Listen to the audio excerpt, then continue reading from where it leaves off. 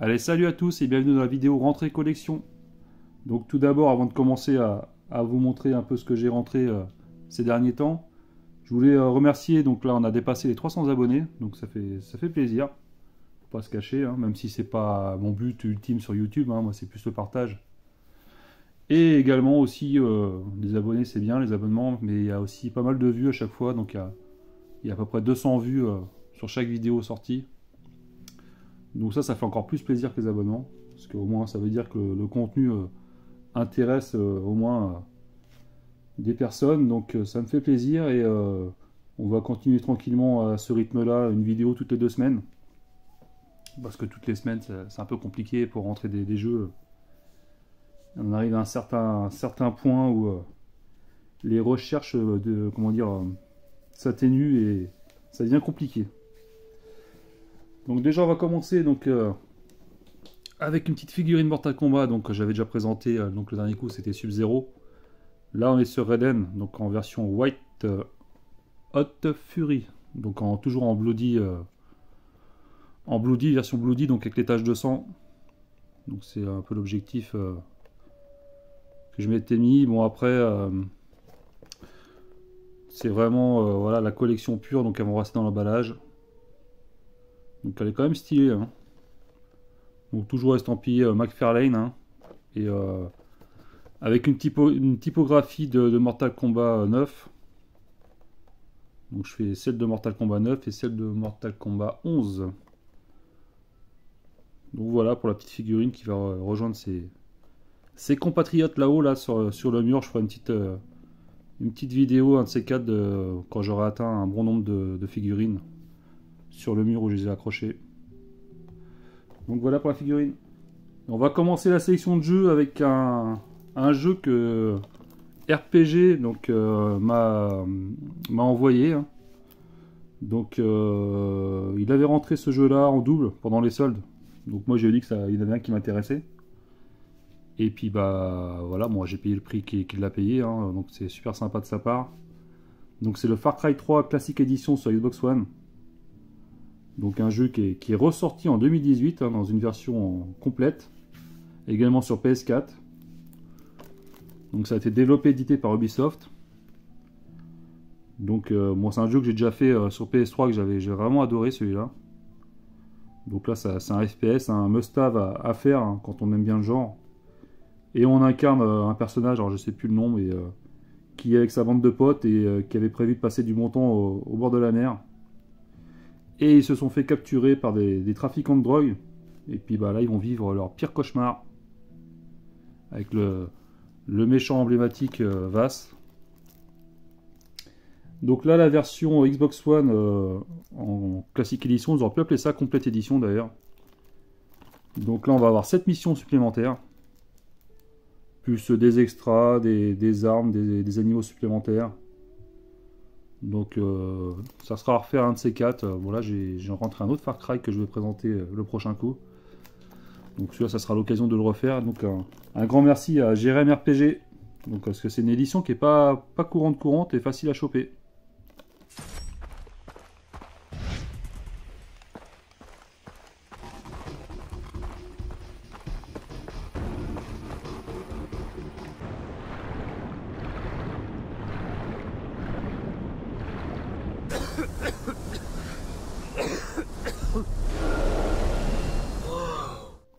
Et ensuite, on va sur 360 avec le Call of Juarez.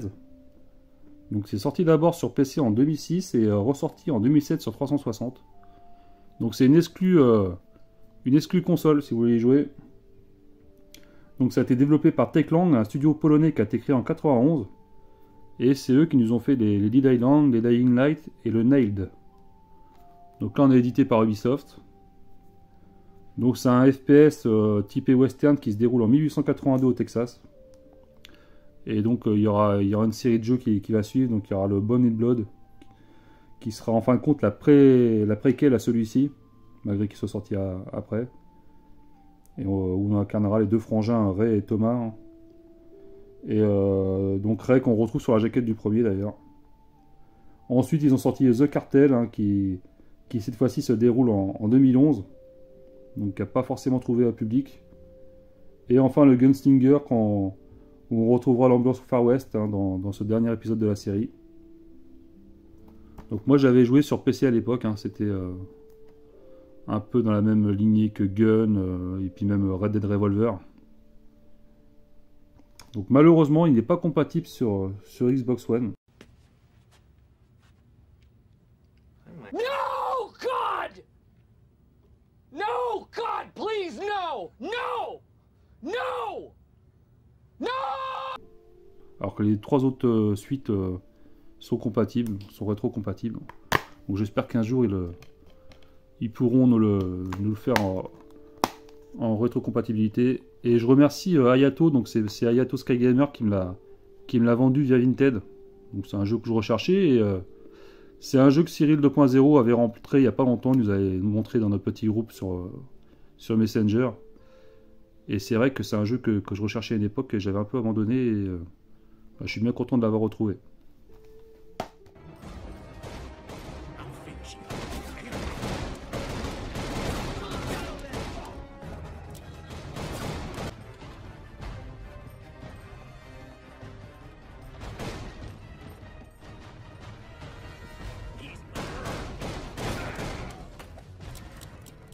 Maintenant, on va sur Wii. C'est un jeu qui va faire plaisir à Thorfab, le Viking. Donc c'est Batman l'Alliance des Héros. Donc c'est sorti en 2010. Donc également sur DS, donc je possède aussi. Donc ça a été développé par WayForward Technology, un studio américain qui a été créé en 90. Et ils nous ont fait notamment Boy and His Blob sur Wii. Le fameux qui coûte très cher Alien Infestation sur DS. Et un jeu que j'ai rentré récemment sur GBA, The Scorpion King, le roi scorpion. Donc là, Batman, donc c'est édité par la Warner, hein, comme à chaque fois. Salut, nounou! Alors c'est un jeu de plateforme où on va incarner Batu et ses amis super-héros. Donc il y aura Flash, Robin, Aquaman, donc il y aura aussi Shazam. Et on devra se friter contre des super vilains, de toute façon, un scénario qui est pas très original hein, pour un jeu comme ça. Et il y aura une connectivité, donc c'est marqué là, il y aura une connectivité avec la DS. Donc en fin de compte, le jeu se joue à 2 sur Wii. Et il y a une troisième personne qui peut se rajouter via la connexion Wi-Fi avec la DS. Donc moi j'ai testé, bon c'est pas ouf. Et on incarnera donc le Batmite, hein, le super fan de Batman, qui via l'écran tactile de la DS pourra apparaître sur l'écran et balancer des pièges aux ennemis et ainsi que des points de vie pour Batman et Robin. Et donc c'est très anecdotique, mais bon l'effort était là, donc faut quand même le souligner. Et on retrouve aussi la petite mention là, Control Batmite, voilà, dans la version Wii. Donc voilà. Donc un super bon jeu. Moi j'avais fini celui de la DS. Apparemment il y a plus de personnages dans celui-là. Et j'ai une petite anecdote sur ce jeu. Donc quand j'avais lu la notice, parcouru la notice, je tombe là-dessus. Donc Captain Marvel pour Shazam. Donc j'ai fait des recherches parce que ça m'avait étonné. Au début je croyais que c'était planté. Et en fin de compte il y a toute une histoire derrière. Où Captain Marvel était un héros créé par Fawcett Productions. Publication. Et ils ont été accusés par DC Comics d'avoir plagié Superman. Donc en fin de compte il y a eu un démêlé judiciaire. Et pendant ce temps-là, il y a Marvel qui a racheté les droits du personnage. Et ils ont coupé l'herbe sous le pied à DC Comics. Donc DC Comics après, en fin de compte, n'avait plus le droit de marquer Captain Marvel en couverture de BD Comics. Donc c'est pour ça qu'ils ont marqué le mot Shazam.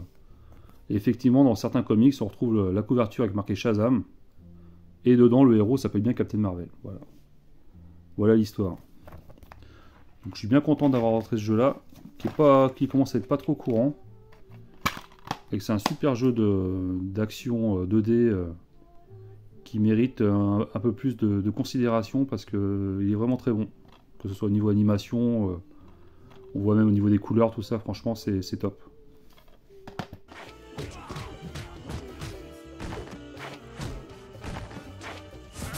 À dormir au chaud, à jouer avec une pelote Catwoman est en cavale depuis près d'1 an. Tu la défends toujours. Je crois seulement à la réhabilitation. J'ai des jolies filles. Et on va continuer sur Master System. Je rentre pas beaucoup là, c'était une trouvaille dans vide-grenier. En super état avec complet et tout.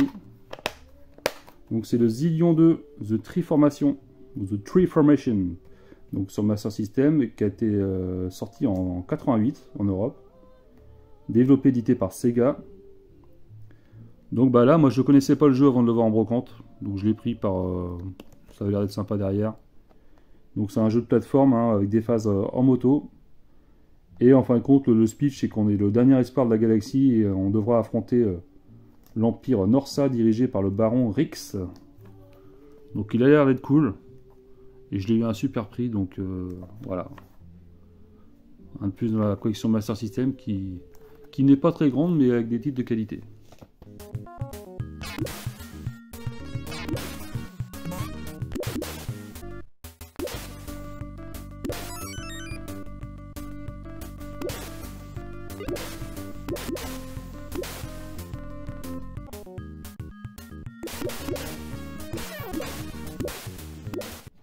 Et on va finir sur GBA avec une belle pièce, donc le R-Type 3 The Third Lighting, donc qui est sorti en 2003, donc qui était sorti déjà à l'époque sur Super Nintendo en 94 à l'origine, et ça a été développé par Destination Software, donc pour la version GBA, et édité par Relic Studio.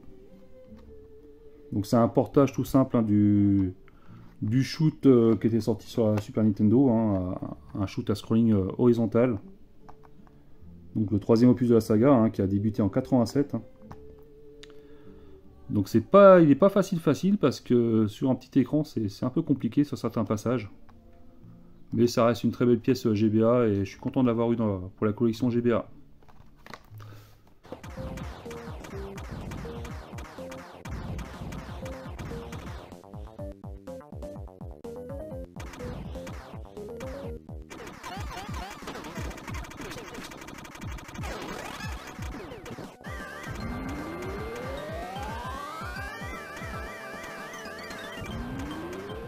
Voilà, je vous remercie d'avoir regardé et je vous dis à plus, salut!